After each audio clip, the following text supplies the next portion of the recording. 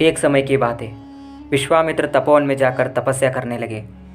चेहरे पर एक तेज, शरीर में किसी प्रकार की हलचल नहीं थी। आसपास जंगली जानवर घूम रहे थे, लेकिन विश्वामित्र की तपस्या को भंग करने का साहस किसी के पास नहीं था। इस तपस्या में उन्हें कई वर्ष बीत गए।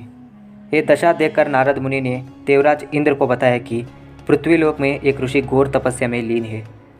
उनकी तपस्या में किसी भी विघ्न से कोई असर नहीं पड़ रहा है। ये सुनकर देवों के राजा इंद्र को अत्यंत द्वेष और भय हुआ। उन्होंने समझा कि कहीं ऐसा न हो कि तप सिद्ध होने पर हमारे इंद्रासन की मर्यादा हीन हो जाए। इसलिए इंद्र ने विश्वामित्र की तपस्या को भंग करने की योजना बनाई। इंद्र ने मेनका नाम की एक सुंदर अप्सरा को तपोभंग करने को भेजा। मेनका तपोवन में आकर अपना हाव भाव और कटाक्ष करने लगी।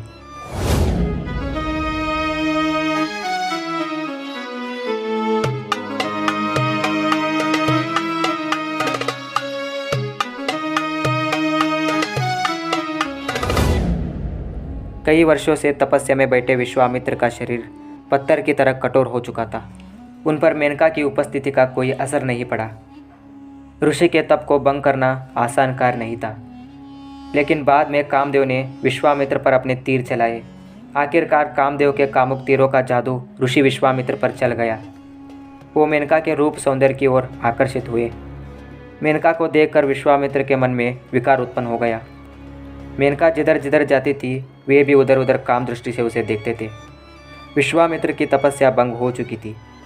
मेनका ने अपने बारे में ऋषि को कुछ नहीं बताया। कुछ समय बाद दोनों ने शादी कर ली। मेनका ने एक पुत्री को जन्म दिया। मेनका अपनी पुत्री के साथ खेल रही थी। तभी देवराज इंद्र प्रकट हुए। देवराज इंद्र ने मेनका को याद दिलाया कि वो कोई साधारण स्त्री नहीं, बल्कि स्वर्ग की अप्सरा है। इंद्र ने कहा कि अब धरती पर उसका काम खत्म हो चुका है, इसीलिए वो स्वर्ग लौट आए।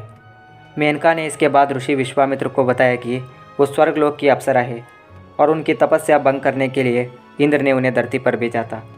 ये सुनकर विश्वामित्र बहुत दुखी हुए। मेनका अपनी पुत्री को वहीं छोड़कर उनसे विदा ले ली। विश्वामित्र ने उस पुत्री को जंगल में एक ऋषि के आश्रम में छोड़ दिया। बाद में वही पुत्री शकुंतला नाम से जानी गई। इस प्रकार विश्वामित्र अपने ब्रह्मचर्य से पतित हो गए।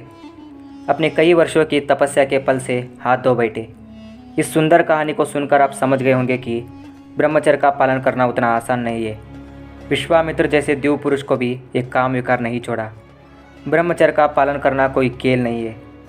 इसीलिए भगवान शंकर कहते हैं, ब्रह्मचर्य का पालन करने वाला पुरुष देवता है, उसे साधारण मनुष्य न समझना चाहिए।